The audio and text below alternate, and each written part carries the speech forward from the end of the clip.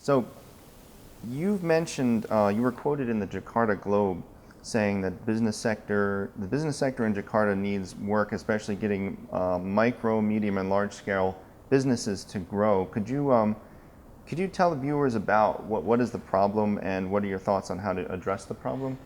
Some of the issues have been identified that the micro, small, medium, even large enterprises who are struggling with their economic realities here in the slowing down of the economy in Indonesia, in particular Jakarta, have identified. One is they the first and foremost in their sort of like priority list would be the human capital.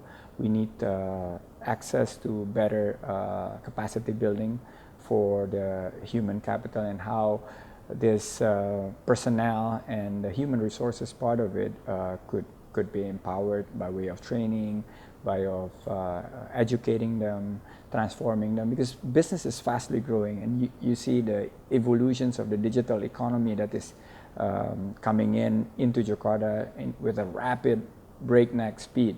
So we need to be at the forefront of how to educate and keep on training, retraining the workforce so that they could be a very competitive workforce. Secondly, is access to funding. Some of the micro, small, and medium enterprises, not so much for the large enterprises, have not having that great of a time accessing funding. So we need to change our mindset, not doing business as usual, in terms of how we could have a specific program by way of through fintech maybe, to give access to credits to this micro and small medium enterprises. And the third is the market itself. I think one of the areas that the micro, small, and medium enterprises have been pretty much giving inputs is that first, the regulations in terms of how they could start their business. This is again permitting and licenses.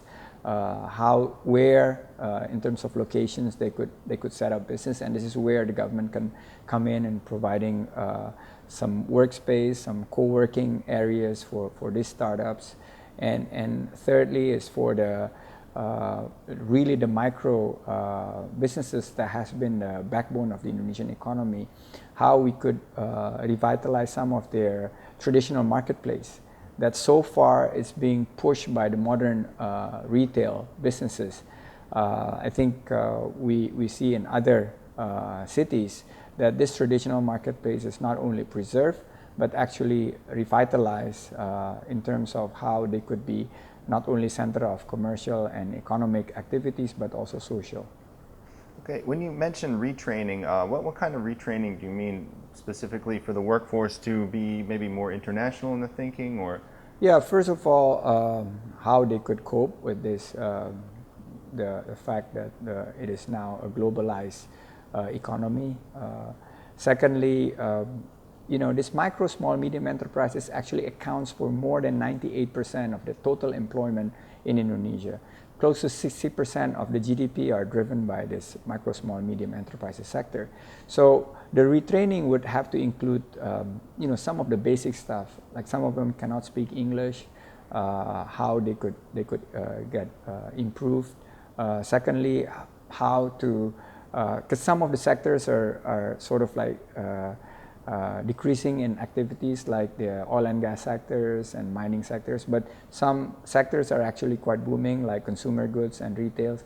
How do you retrain some of the old employees within the sectors to be able to move into another sectors? We see taxi drivers now demonstrating in the city center because they are now facing the sort of like the competitions from the likes of Uber or Grab. How to train them in terms of they are able to embrace the new technology, and part of that transitions is that they are able also to upscale their knowledge and join the new digital economy as we call it. Maybe some of that would be simple fixes like getting a taxi driver to have a GPS device or something. Something like that, and this is where businesses and the cities must collaborate. because we're still having issues with our transportations, and the mass transportations like metro in DC are being built here. Hopefully by 2018, the government and the contractors can finish the job. So that pretty much is the first batch of this mass transport that is going to solve the city problem in the future. And during that time, how technology could not only change the mindset of the consumers, but also the transportation providers. So that's really the big retraining that we need to do to fix some of the cities.